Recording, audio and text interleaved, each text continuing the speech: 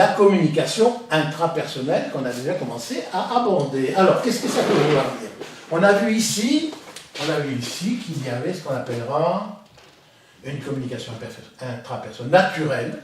Parce que c'est naturel. Voilà. Enfin, l'être respire. Et même l'être prend conscience, là.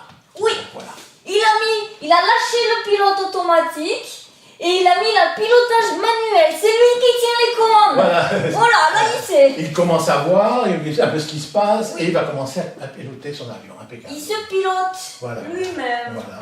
Alors, ce qui est intéressant de savoir maintenant, dans la relation à l'autre, alors on va supposer qu'il va rencontrer ici des êtres qui sont un petit peu encore... bouchés.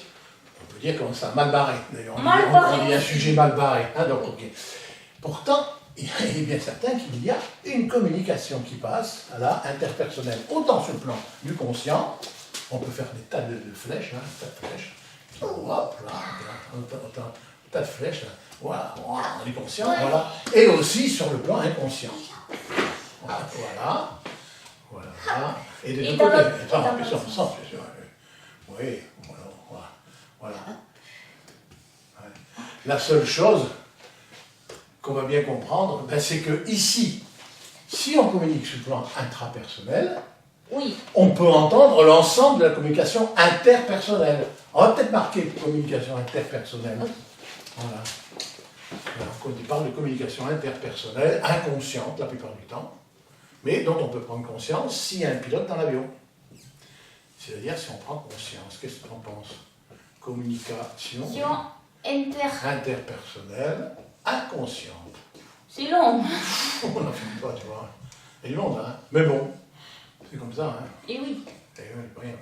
Voilà, donc, ici, personne au groupe qui n'aurait pas travaillé sur eux, ça passe pas. Il y en a. Ça passe pas. Ils entendent un petit truc, là, un peu de bruit en haut. Hein. Oui, parce qu'ils sont pas sourds techniquement, quand même. Ils entendent du bruit en haut, ils voient des choses en haut. Ils croient d'ailleurs que c'est ce qu'ils voient, ça a du sens. Ils peuvent y arriver, ils croient, ici. Et après, on entend que si on met en place la communication intrapersonnelle, avec la conscience et un pilote de l'avion, alors là, on peut entendre ce qui se passe à l'intérieur de soi, on peut se soigner, on a vu, et deux, on peut entendre tout ce qui se passe autour de nous. Voilà ce qui se passe. Voilà. C'est intéressant parce qu'on peut dire à partir de là que seul compte, tout compte fait dans le travail de communication, de rétablir une communication intrapersonnelle. On n'a pas besoin d'apprendre à communiquer avec l'autre, on a surtout besoin d'apprendre à communiquer avec soi. Voilà. C'est pas beau ça?